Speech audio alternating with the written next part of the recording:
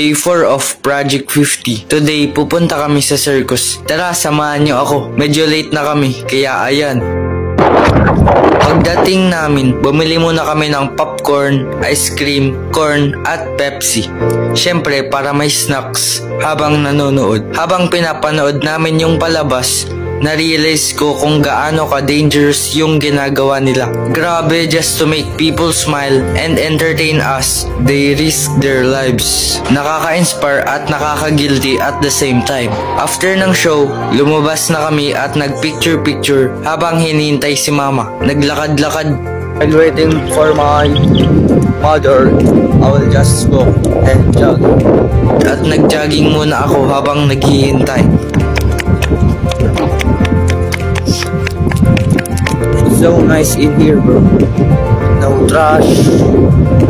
It's so peaceful. Not like the Philippines, bro. It's too much difference.